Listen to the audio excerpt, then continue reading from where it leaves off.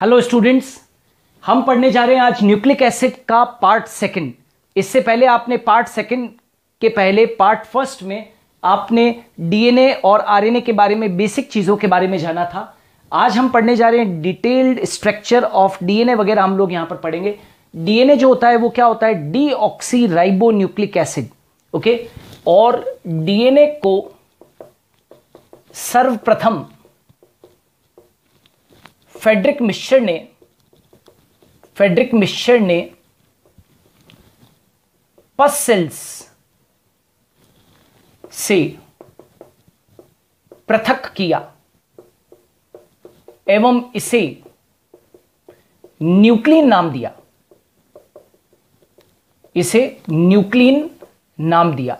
Basically ये जो nuclein था और कुछ भी नहीं था, ये क्या था? डीएनए था। ओके, दूसरी चीज, डीएनए की संरचना। डीएनए की जो संरचना होती है, इसको समझाने के लिए सबसे बढ़िया जो मॉडल है वो कौन सा है? Double helix model. डीएनए की संरचना को समझाने के लिए अभी तक का जो सबसे बेस्ट मॉडल है वो कौन सा है? That is known as the double helix model. और ये जो डबल हेलिक्स मॉडल जो है वो दिया था किसने? वॉटसन व क्रिक ने दिया था। ये जो मॉडल है वो किसने दिया था? 1953 के अंदर वॉटसन और क्रिक ने डीएनए की संरचना को समझाने के लिए मॉडल दिया था। ओके, और ये जो था डबल हेलिक्स मॉडल जो था वो कैसा था? 3D मॉडल था, 3 डायमेंशनल मॉडल था, त्रिविमीय मॉडल था ये। ओके, 3 डायमेंशनल मॉडल था। और डीएनए की संरचना को समझाने के लिए जो वॉटसन एंड क्रिक ने जो मॉडल दिया वो किसके ऊपर बेस्ड था? तो एक्सरे डिफ्रैक्शन टेक्निक से प्राप्त फोटोग्राफ्स के आधार पर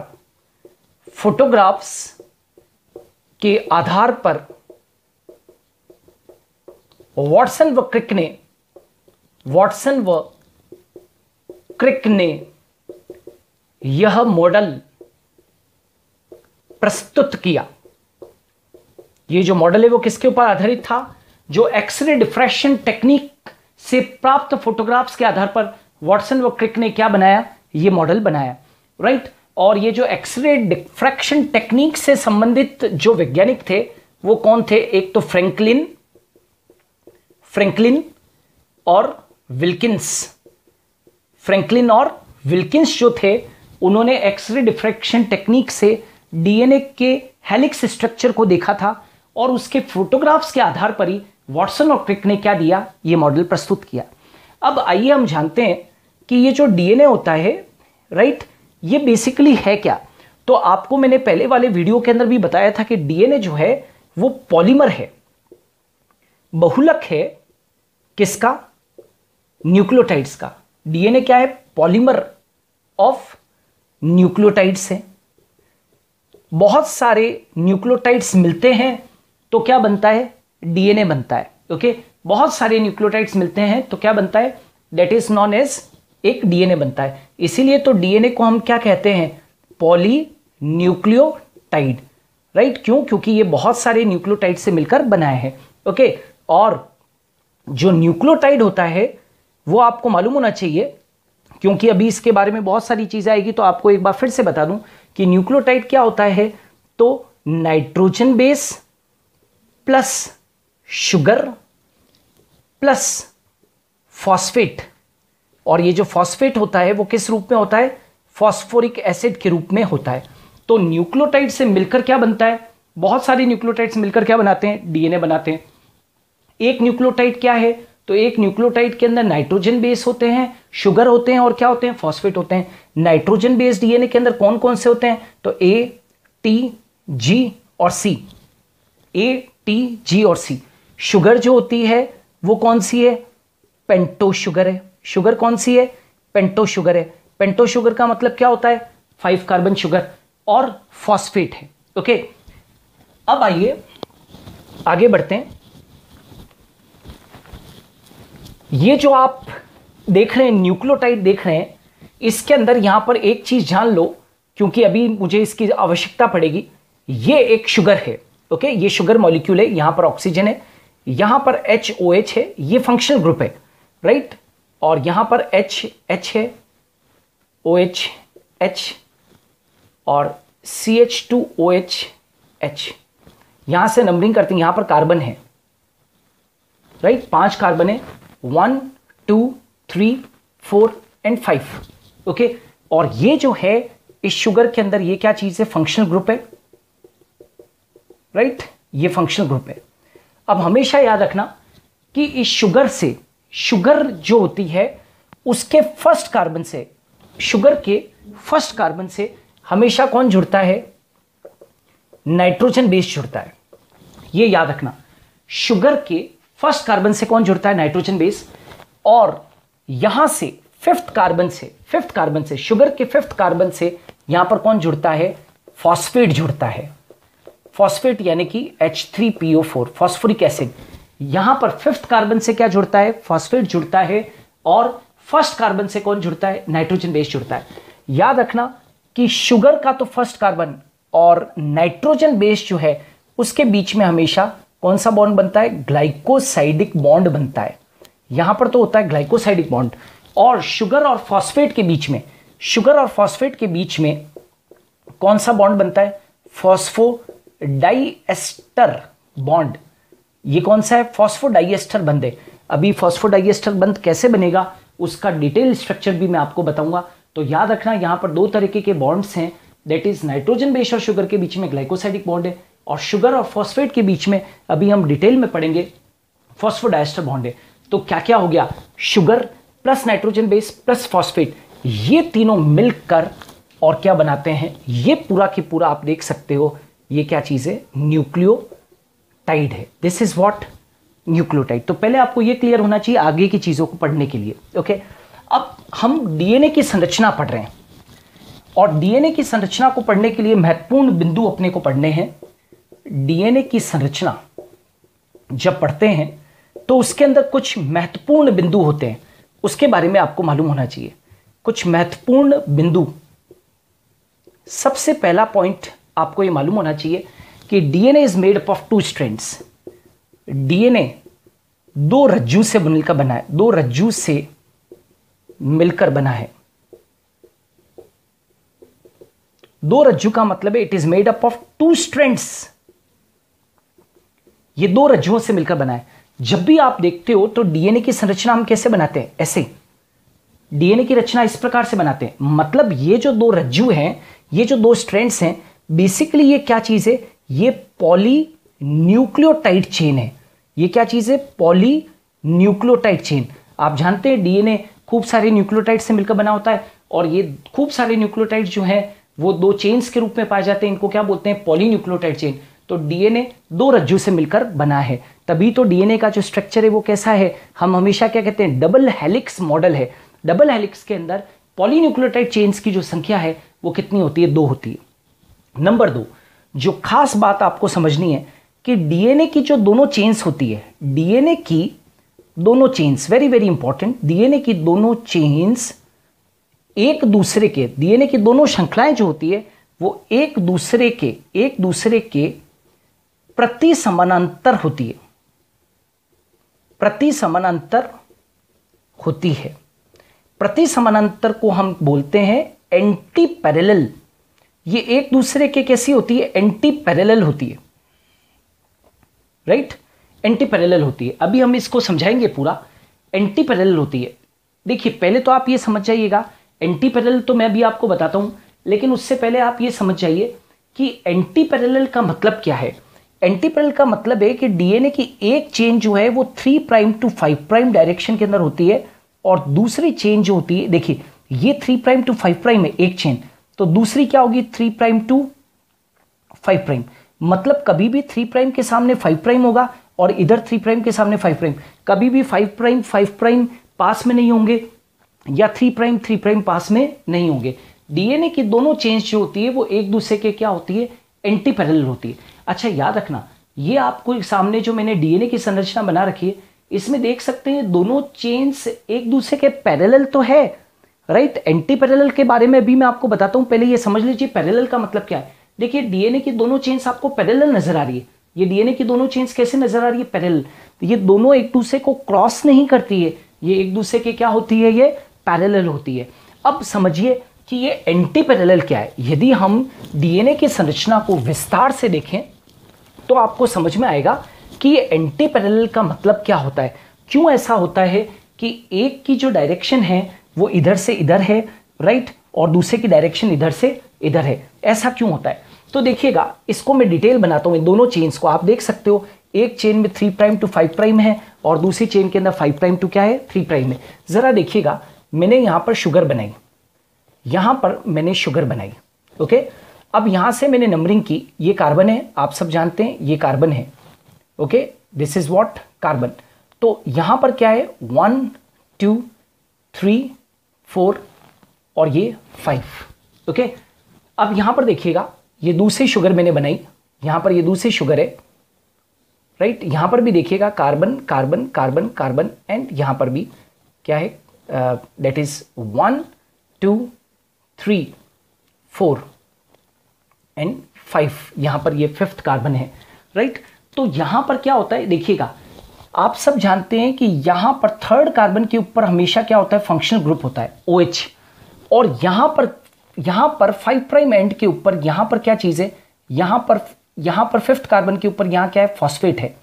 तो देख सकते हैं आप कि यहां पर ये वापस से कौन सा है, दैट इज HOH। ये कौन सी पोजीशन है, 2, और ये 3rd पोजीशन। तो ये यहां पर ये 3rd पोजीशन के ऊपर आप देख सकते हो फंक्शनल ग्रुप प्रेजेंट है, ओके। तो ये तो एक चेन हुई। ये वाली जो चेन है आप देख रहे हो, यहां पर एक बॉन्ड बना है और इस बॉन्ड को क्या बोलते हैं, फॉस्फोडाइएस्टर बॉन्ड। आपको हमेशा ध्यान रखना है, फॉस्फोडाइएस्टर बॉन्ड 2 न्यूक्लियोटाइड्स के बीच में बनता है। ये किसके बनता है, दो पास पास स्थित न्यूक्लियोटाइड्स के क्या बनता है, बीच में बनता है, न्यूक्लियोटाइड्स के बीच बनता है। Always a phosphodiester bond is form between 2 adjacent nucleotides, okay. तो यहां पर है। अब देखिएगा, यहां पर एक और चीज जो नोटिस करने की है वो देखना, यहां पर ये क्या है, C1 पोजीशन के ऊपर क्या चीज है, नाइट्रोजन बेस है। यहां पर भी C1 पोजीशन के ऊपर क्या है, नाइट्रोजन बेस है। अब देखिएगा, यहां पर दूसरी चेन जो होगी वो एंटी पैरेलल होती है। अब एंटी पैरेलल होगी तो कैसे होगी, यहां पर ये देखो, ये कार्बन है, कार्बन कार्बन कार्बन, ओके, और यहां पर 5th पोजीशन होगी। तो 1 2 3, 3rd ग्रुप के ऊपर क्या है, फंक्शनल ग्रुप है। 3rd पोजीशन के ऊपर क्या चीज है, फंक्शनल ग्रुप है। और ये कौन सी है, ये वाला है 4th, और यहां पर ये क्या चीज होगी, यहां पर ये 5th है, और 5th के ऊपर आपको मालूम होना चाहिए यहां पर क्या है, फॉस्फेट है। अब यहां पर भी देखिए, दूसरी चेन एंटी पैरेलल है ना, ये वाली एक चेन है और ये दूसरी चेन है। अब यहां पर देखना, यहां पर फॉस्फोडाइएस्टर बॉन्ड कैसे बनता है, राइट। यहां पर आपको देखना है कि फॉस्फोडाइएस्टर बॉन्ड कैसे बनेगा, वो नोटिस करना है आपको, ओके। नाउ सी हियर, यहां पर देखिएगा, इसको देखो आप, यहां पर मैंने ये बनाया है पोजीशन नंबर 1st के ऊपर, आप देख लीजिएगा, यहां पर देखेंगे, एक तो ये बनाया मैंने, ये कार्बन कार्बन कार्बन और कार्बन, ओके। ये 1st 2nd, ये 3rd, ये 4th, और ये 5th के ऊपर यहां पर फॉस्फेट है। यहां पर तो फंक्शनल ग्रुप है ही है, राइट। यहां पर देख सकते हैं, यहां पर भी क्या है, नाइट्रोजन है। यहां पर भी क्या है, 1st पोजीशन के ऊपर क्या है, नाइट्रोजन है। यहां पर भी 1st पोजीशन के ऊपर क्या था, नाइट्रोजन था, ओके। नाउ सी हियर, यहां पर भी देखिएगा,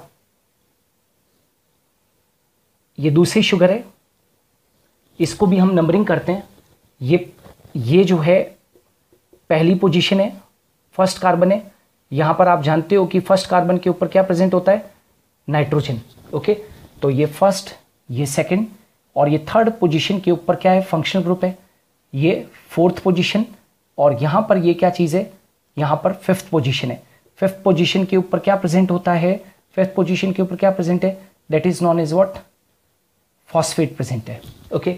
तो यहां पर ये 5th पोजीशन पे फॉस्फेट और 3rd पोजीशन के ऊपर ये OH ग्रुप।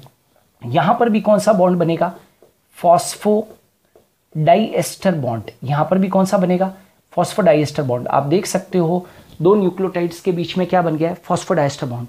और यहां पर क्या बनेंगे, यहां पर हाइड्रोजन बॉन्ड होते हैं। यहां पर क्या है, ये यहां पर 2 नाइट्रोजन बेसिस के बीच में यहां पर क्या बनेगा, हाइड्रोजन बॉन्ड्स बनेंगे। तो हम कहते हैं कि डीएनए की दो चेन एंटी पैरेलल होती है। ये क्या शो कर रही है कि ये वाली जो चेन है, ये वाली इधर वाली जो आप देख रहे हो, ये किस डायरेक्शन में चल रही है, ऐसे। ये 3 प्राइम यहां पर है, राइट। तो यहां पर क्या चीज है आप देख सकते हो, ऊपर 5 प्राइम में। और यहां पर देखोगे तो थर्ड पोजीशन के ऊपर यहां पर क्या चीज है, ये चेन तो यूं चल रही थी, ये वाली चेन ऐसे चल रही है। यहां पर देख सकते हो थर्ड 3 प्राइम एंड के ऊपर क्या प्रेजेंट है, OH ग्रुप। और यहां पर 5 प्राइम एंड के ऊपर क्या प्रेजेंट है, फॉस्फेट है। तो ये दोनों चेन्स कैसी हो गई, एक दूसरे के क्या हो गई, एंटी पैरेलल हो गई। तो याद रखना डीएनए दो रज्जुओं से मिलकर बना है। डीएनए की दोनों चेन्स एक दूसरे के क्या होती है, प्रति समानांतर होती है। आप देख सकते हो इन दोनों यहाँ पर इन दोनों के बीच में यहाँ पर हाइड्रोजन बॉन्ड बन जाते हैं, राइट। और ये आपस में दोनों चेन्स क्या रहती है, जुड़ी रहती है। ओके, तो डीएनए की दोनों चेन्स एक दूसरे के एंटी पैरेलल है। अब आ जाते हैं इसके अलावा और क्या चीज़ है। एंटी पैरेलल के अलावा आपको यह भी मालूम होना चाहिए कि डीएनए की दोनों चेन्स एक दूसरे की क्या होती है, संपूरक होती है। तीसरा point, that both chains are complementary to each other. Both chains are complementary to each other. ये एक दूसरे की क्या होती, कॉम्प्लीमेंट्री होती। कॉम्प्लीमेंट्री का मतलब क्या होता है, हमेशा एक चीज याद रखना है, कॉम्प्लीमेंट्री का मतलब होता है कि प्यूरिन पेयर्स विथ पायरिमिडीन। हमेशा प्यूरिन जो है वो पायरिमिडीन से क्या होगा, जुड़ेगा, राइट। ऐसा इसलिए होता है, ये जगह बचाने के लिए होता है, क्योंकि प्यूरिन रिंग जो होती है वो क्या होती है, डबल रिंग होती है, और पिरिमिडीन रिंग क्या होती है, सिंगल रिंग होती है। तो हमेशा याद रखना purine pairs with pyrimidine, purine pairs with pyrimidine. हमेशा ये याद रखना है कि ए जो है वो पेयर करता है किसके साथ, टी के साथ। ए पेयर करता है किसके साथ में, टी के साथ में। और जी पेयर करता है किसके साथ में, सी के साथ में। ऑलवेज रिमेंबर, आप जानते हो कि ये दोनों क्या है, ए और जी क्या है, ये तो हो गए प्यूरिन्स, और सी और टी क्या होते हैं, ये क्या हो गए, पिरिमिडीन्स हो गए। तो हमेशा ये आपस में क्या रहते हैं, आपस में या एक प्यूरिन दूसरे पिरिमिडीन से जुड़ा रहता है, एक प्यूरिन दूसरे पिरिमिडीन से क्या रहता है, जुड़ा रहता है। हमेशा ध्यान रखना है कि ए और टी के मध्य क्या होता है, डबल हाइड्रोजन बॉन्ड होता है। ए और टी के मध्य डबल हाइड्रोजन बॉन्ड होता है, डबल हाइड्रोजन बॉन्ड होता है। और हमेशा ध्यान रखो जी और सी के बीच में क्या प्रेजेंट होता है, triple hydrogen bond, triple hydrogen bond होता है, राइट। और याद रखिएगा कि इसके कारण ये जो जी ट्रिपल बॉन्ड सी जो होता है ना, इसके कारण मेल्टिंग पॉइंट जो होता है डीएनए का, melting point, right, melting point जो होगा वो ट्रिपल बॉन्ड के कारण जीसी डीएनए का मेल्टिंग पॉइंट जो होता है वो क्या होता है, ज्यादा। मेल्टिंग पॉइंट क्या होता है, ज्यादा। क्यों, किसके कारण होता है, ट्रिपल बॉन्ड के कारण, ट्रिपल बॉन्ड के कारण।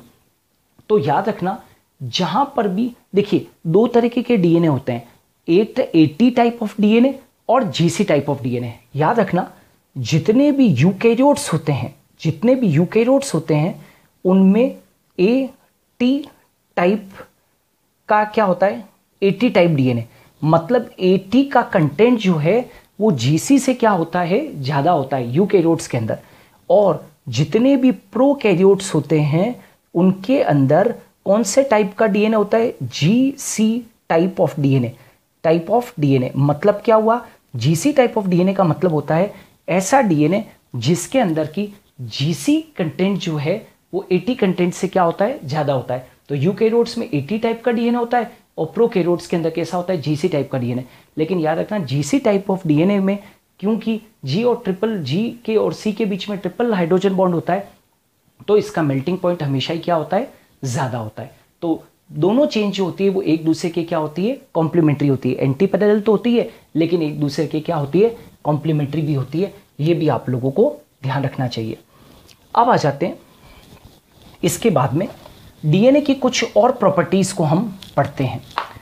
ये जो आप डीएनए का जो स्ट्रक्चर आप देख रहे हो, इसके अंदर यहां पर डीएनए के अंदर दो ग्रूव्स होते हैं। ये देखिए ये कौन सा है, ये वाला जो ग्रूव है इसको बोलते हैं माइनर ग्रूव, इसको बोलते हैं माइनर ग्रूव। ये वाला भी कौन सा है, माइनर ग्रूव है। ये वाला भी माइनर ग्रूव है, राइट। और ये वाला जो आप बीच में जो देखते हो, ये वाला गहरा जो है, इसको हम क्या बोलते हैं, मेजर ग्रूव, राइट। मेजर खांच है ये वाला जो है वो कौन सा है, मेजर ग्रूव है। और ये वाले जो है वो क्या है, ये वाला और ये वाला, ये कैसी है, माइनर ग्रूव है। ग्रूव मतलब खांच। और ये वाली जो है वो कैसी है, गहरी खांच है। ये कैसी है, गहरी खांच है। ओके, अब आपको ये भी ध्यान रखो कि कुछ प्रॉपर्टीज होती है, राइट। वॉटसन एंड क्रिक ने जिस डीएनए को खोजा था, वॉटसन व क्रिक के डीएनए को, वॉटसन व क्रिक के डीएनए को हम क्या कहते हैं जानते हैं, बी डीएनए कहते हैं। बी डीएनए कहते हैं। ऐसा माना जाता है कि ये सबसे स्टेबल फॉर्म है डीएनए का, सबसे स्टेबल फॉर्म। वॉटसन व क्रिक के डीएनए को हम क्या कह देते हैं, बी डीएनए कह देते हैं, राइट। वैसे तो डीएनए बहुत टाइप्स के होते हैं, ए डीएनए है ना, और कौन सा, C DNA, right, D DNA, Z DNA, ऐसे अलग अलग टाइप्स के होते हैं। लेकिन इनमें से सबसे स्टेबल जो डीएनए होता है वो कौन सा होता है, बी डीएनए होता है। ये जो बी डीएनए होता है ये कैसा होता है, राइट हैंडेड डीएनए होता है। राइट हैंडेड डीएनए होता है। राइट हैंडेड डीएनए का मतलब क्या होता है कि जो कॉइलिंग की दिशा होती है, वो जो कॉइलिंग की दिशा होती है वो कैसी होती है, क्लॉकवाइज। कॉइलिंग की जो दिशा है वो कैसी है, क्लॉकवाइज है। इसलिए इसको हम क्या कह देते हैं, राइट हैंडेड डीएनए कहते हैं। What we call right handed DNA. तो वॉटसन व क्रिक के डीएनए को बी डीएनए कहते हैं। इसको हम सबसे स्टेबल फॉर्म ऑफ डीएनए मानते हैं। ये राइट हैंडेड डीएनए होता है। इसके अंदर कॉइलिंग की जो दिशा होती है वो कैसी होती है, क्लॉकवाइज होती है। ओके, अब आ जाते हैं कि एक पिच टर्न की लंबाई कितनी होती है ना। Length of one helical turn, या तो आप यूं कहें length of one helical turn, right, मतलब एक हेलिकल टर्न की लंबाई। आप चाहो तो इसको क्या बोल सकते हो, राइट, डीएनए कैसा होता है, हेलिकली कॉइल्ड होता है। तो एक हेलिकल टर्न की लंबाई कितनी है, एक हेलिकल टर्न कहां से कहां तक होता है, ये एक माइनर ग्रूव से दूसरा माइनर ग्रूव, एक माइनर ग्रूव से दूसरा जो माइनर ग्रूव होता है, राइट, उसको हम क्या मानते हैं, एक हेलिकल टर्न मानते हैं। तो एक हेलिकल टर्न की लंबाई कितनी है, 34 एंगस्ट्रॉम। तो length of one helical turn कितनी है, 34 एंगस्ट्रॉम है। Length of one helical turn, एक हेलिकल टर्न मतलब कहां से कहां तक है, एक माइनर ग्रूव से लगाकर दूसरे माइनर ग्रूव तक कितनी है लेंथ, 34 एंगस्ट्रॉम है। अच्छा, याद रखना कि एक हेलिकल टर्न, ये यहां से यहां तक का जो टर्न है, एक हेलिकल टर्न में नाइट्रोजन क्षार युग्मों, यानी कि नाइट्रोजन बेस पेयर्स, नाइट्रोजन क्षार युग्मों की संख्या कितनी है। तो हमेशा ध्यान रखना कि एक हेलिकल टर्न में नाइट्रोजन बेस पेयर्स का जो नंबर है वो कितना है, 10 बेस पेयर्स है। 10 बेस पेयर्स का मतलब क्या है, 1 2 3 4 5 6 7 8 9 और 10। तो कितने बेस पेयर्स है, 10 बेस पेयर्स है। तो कितने बेस पेयर्स हो गए, ये 10 बेस पेयर्स हो गए। और लेंथ कितनी है, 34 एंगस्ट्रॉम। तो फिर ये भी ध्यान रखना कि याद रखना, दो नाइट्रोजन क्षार युग्मों के बीच की दूरी मतलब जो पास पास स्थित है ना, जैसे मान लीजिए कि ये ए है और ये टी है और ये जी और ये सी है, राइट। तो इनके बीच की दूरी कितनी है, तो देखिए एक हेलिकल टर्न की लंबाई कितनी है, 34 एंगस्ट्रॉम में, राइट। और एक हेलिकल टर्न में कितने नाइट्रोजन बेस पेयर्स है, 10 नाइट्रोजन बेस पेयर्स है। तो दो जो पास पास स्थित नाइट्रोजन क्षार युग्म है उनके बीच की दूरी कितनी होगी, तो डिवाइड बाय 10, तो वो कितनी हो जाएगी, 3.4 एंगस्ट्रॉम। कितनी है, 3.4 एंगस्ट्रॉम। ये भी जानकारी रखें। अब आ जाते हैं कि 3.4 एंगस्ट्रॉम तो क्या है, दो नाइट्रोजन क्षार युग्मों के बीच की दूरी है। अब आ जाते हैं डीएनए का जो डायमीटर है वो कितना है, डायमीटर कितना है। तो डायमीटर ऑफ डीएनए। बीडीएनए की बात कर रहे हैं हम लोग। ये जितने भी डाटा दिए जा रहे हैं वो सब आपको किसके लिए दिए जा रहे हैं? बीडीएनए के। डायमीटर ऑफ डीएनए को कितना मानते हैं? 20 एंगस्ट्रॉम। डायमीटर ऑफ डीएनए का मतलब है ये यहाँ से यहाँ तक ये कितना है? 20 एंगस्ट्रॉम है। अब कैसे डायमीटर ऑफ डीएनए को कैसे? तो यूं समझिए, मैं आपको ये जो दोनों चेन्स बना रखे इनको यदि यूं बना लेता, ए डबल बॉन्ड टी और जी ट्रिपल बॉन्ड सी, यहां पर बनाया मैंने शुगर, यहां पर बनाया शुगर, इधर भी शुगर, इधर भी शुगर, और ये क्या है? फॉस्फेट बनाया मैंने। ये देखिएगा, तो ये एक चेन है, ये दूसरी चेन है। दोनों चेन्स आपस में हाइड्रोजन बॉन्ड के द्वारा क्या है? जुड़ी हुई है। आप समझ पा रहे हैं? इधर एक चेन है, इधर एक चेन है। ओके, ये दोनों चेन्स किसके द्वारा जुड़ी हुई है? हाइड्रोजन बॉन्ड के द्वारा जुड़ी हुई है। ओके, तो डायमीटर कहां से कहां तक होगा? डायमीटर ये हुआ डीएनए का, राइट? मतलब डायमीटर ऑफ डीएनए का मतलब है कि फॉस्फेट से फॉस्फेट की दूरी, फॉस्फेट से फॉस्फेट की जो दूरी है वो कितनी है? 20 एंगस्ट्रॉम है। और यदि आपसे पूछे कि डिस्टेंस बिटवीन टू शुगर पूछ ले, डिस्टेंस बिटवीन टू शुगर पूछ ले, तो वो कितना है? डिस्टेंस बिटवीन टू शुगर कितना है? तो दो शुगर के बीच की दूरी कहां से कहां तक है? यहां से यहां तक। तो ये कितनी है? 11.1 एंगस्ट्रॉम है। तो ये याद रखना, यदि आपसे पूछा जाए डिस्टेंस बिटवीन टू शुगर्स पूछा जाए तो 11.1 एंगस्ट्रॉम, और डिस्टेंस बिटवीन टू फॉस्फेट पूछा जाए तो 20 एंगस्ट्रॉम। आपसे क्वेश्चन ऐसा भी पूछ सकते हैं, डायमीटर ऑफ डीएनए पूछे तो मतलब कितना है? 20 एंगस्ट्रॉम है। तो ये डेटाज भी आप लोगों को ध्यान रखने हैं, राइट? और ये जो मैंने चेन्स बना रखी है, आप चाहें तो यहाँ पर नाइट्रोजन बेस के यहाँ पर जैसे ए रख सकते हैं, राइट? और यहाँ पर क्या रख सकते हैं? जैसे कि टी, ए और टी के बीच में डबल बॉन्ड। इसी तरीके से यहाँ पर आप रखिए जैसे कि जी, राइट? और यहाँ पर नाइट्रोजन, ये हाइड्रोजन बॉन्ड है, और ये यहाँ पर क्या है? सी, राइट? तो ये क्या है? ये एक चेन है और ये दूसरी चेन है, और दोनों चेन एक दूसरे के क्या है? एंटी पैरेलल है। ओके, नाउ ये जो डीएनए की दो चेन्स होती है, राइट, ये एंटी पैरेलल तो है ही और कॉम्प्लीमेंट्री तो है ही है। डीएनए के ऊपर एक रूल एप्लीकेबल होता है, डीएनए के ऊपर एक रूल एप्लीकेबल होता है, और उसको हम क्या बोलते हैं? चारगाफ रूल। डीएनए के ऊपर एक रूल एप्लीकेबल होता है, उसको बोलते हैं चारगाफ रूल। एग्जामिनेशन की दृष्टि से ये बहुत इंपॉर्टेंट है। ये चारगाफ रूल क्या कहता है? ए का प्रतिशत टी के बराबर होता है व जी का प्रतिशत सी के बराबर होता है। बात समझ में आ रही है? ये क्या कहते हैं? ए का प्रतिशत टी के बराबर और जी का प्रतिशत किसके बराबर है? सी के बराबर है। मतलब A is equal to T and G is equal to C, ये चारगाफ रूल कहता है। लेकिन A plus T is not equal to G plus C, ये भी ध्यान रखना, A plus T is not equal to G plus C. Chargaff rule एक और चीज कहता है कि A plus G is equal to T plus C. ये आपके क्वेश्चंस को सॉल्व करने के लिए बहुत इंपॉर्टेंट है। ए प्लस जी प्लस टी प्लस सी, ये कितना होना चाहिए? 50% होना चाहिए। ये 50% होना चाहिए, और ये भी कितना होना चाहिए? 50%। ध्यान रहे, ए का प्रतिशत टी के बराबर होता है, जी का प्रतिशत सी के बराबर होता है, लेकिन A plus T is not equal to G plus C, और A plus G is equal to T plus C कितना का होना चाहिए? 50% होना चाहिए। और एक और चीज, चारग्राफ रूल ये भी कहता है कि A plus T upon G plus C is equal to base ratio, right? Base ratio को हिंदी में कहते हैं क्षार अनुपात। A plus T upon G plus C is equal to क्षार अनुपात। ऑलवेज रिमेंबर दैट ये जो A plus T upon G plus C जो बेस रेशो होता है, base ratio is constant in species. किसी एक जाति के अंदर तो ये क्या रहता है? कांस्टेंट रहता है। Base ratio is constant in A species but is different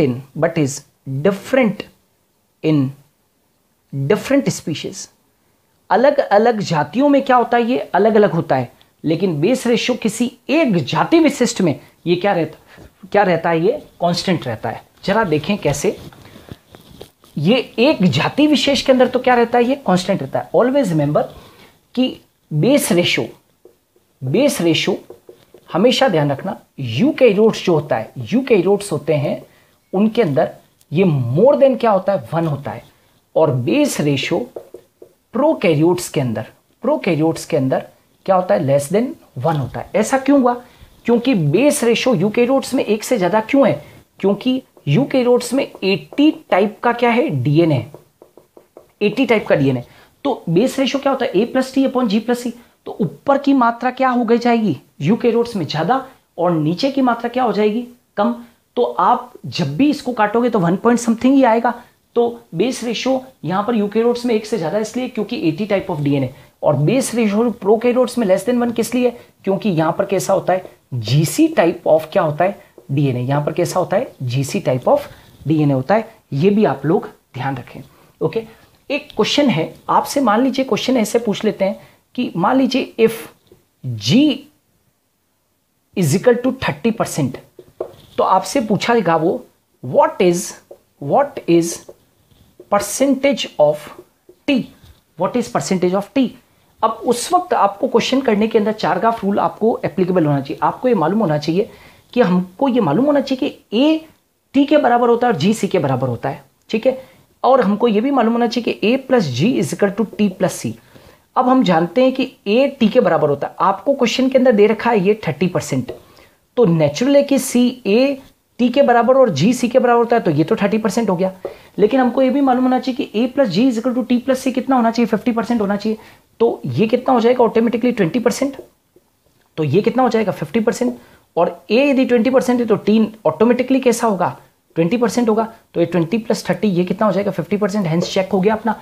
तो बताओ जल्दी से इस क्वेश्चन का आंसर क्या होगा कि यदि G 30% है तो what is the percentage of T? तो T का प्रतिशत कितना हो जाएगा? 20%। इस तरीके से परीक्षा के अंदर आपसे क्वेश्चन पूछ सकते हैं। ओके, एट द लास्ट आप ये देखें कि यदि आपसे पूछा जाए कि डीएनए को, यदि आपसे पूछा जाए कि क्या होगा यदि डीएनए को 80 डिग्री टेम्परेचर पर हीट किया जाए, हीट/बॉयल किया जाए, राइट? क्या होगा? तो आप ये कहोगे कि उसका क्या हो जाएगा? डीनेचुरेशन हो जाएगा। डीनेचुरेशन को हम कहते हैं विकृतीकरण हो जाएगा।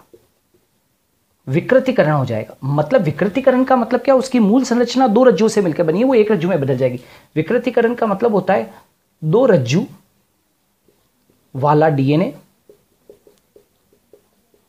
एकल रज्जु में बदल जाएगा, एकल रज्जु में बदल जाएगा। मैं ये कहना चाहता हूं कि डबल स्ट्रैंडेड डीएनए जो है वो किस में चेंज हो जाएगा? सिंगल स्ट्रैंडेड डीएनए में चेंज हो जाएगा, राइट? अच्छा, अब यदि पूछे कि क्या होगा यदि डीएनए को पुनः ठंडा कर दिया जाए, ठंडा कर दिया जाए, ठीक है, ठंडा कर दिया जाए, तो ठंडा कर देने का मतलब इसको क्या कहते हैं? एनीलिंग कहते हैं। एक प्रोसेस होता है, जैसे डीनेचुरेशन होता है वैसे उल्टा प्रोसेस होता है एनीलिंग। पुनः ठंडा कर दिया जाए तो क्या होगा? तो डीएनए क्या हो जाएगा? डीएनए फिर से कुंडलित हो जाएगा, फिर से कुंडलित हो जाएगा। ये क्या चीज है? इस फिर से क्या हो जाएगा? कुंडलित हो जाएगा, मतलब अपने मूल स्वरूप में आ जाएगा। तो इसको हम क्या बोलते हैं? रीनेचुरेशन। इसको क्या बोला जाता है? रीनेचुरेशन। ये रीनेचुरेशन। ओके, अच्छा याद रखना, कोई जरूरी नहीं है कि डीएनए जो होता है वो हमेशा ही द्विरज्जुकीय ही होता है। मैक्सिमम चांसेस में तो वो कैसा होता है? द्विरज्जुकीय ही होता है। लेकिन याद रहे कि एक पाई X174, राइट, इसके अंदर जो डीएनए होता है वो कैसा होता है? डीएनए एक रज्जुकीय होता है। डीएनए कैसा होता है? एक रज्जुकीय, राइट। एक साइंटिस्ट था जिसका नाम था रॉबर्ट शिंशीमर। रॉबर्ट शिंशीमर ने इसकी क्या की थी? खोज की थी कि ये कैसा होता है? एक रज्जुकीय डीएनए होता है, वरना तो डीएनए कैसा होता है? द्विरज्जुकीय डीएनए होता है। सो डियर स्टूडेंट्स, ये जो था अपना न्यूक्लिक एसिड का पार्ट 2 था, जिसके अंदर हमने डीएनए की बेसिक आपको सूचना दी, यानी कि जो वाटसन और क्रिक के द्वारा जो खोजा गया डीएनए था उसके बारे में हम लोगों ने बात की। मेरे वीडियोस को देखते रहिए, न्यूक्लिक एसिड्स के और भी पार्ट्स जो हैं वो भी अवेलेबल होते रहेंगे। मेरे चैनल को यदि आप लाइक करते हैं तो उसे सब्सक्राइब कीजिएगा, इसे लाइक और शेयर कीजिएगा। Thanks a lot. जय हिंद।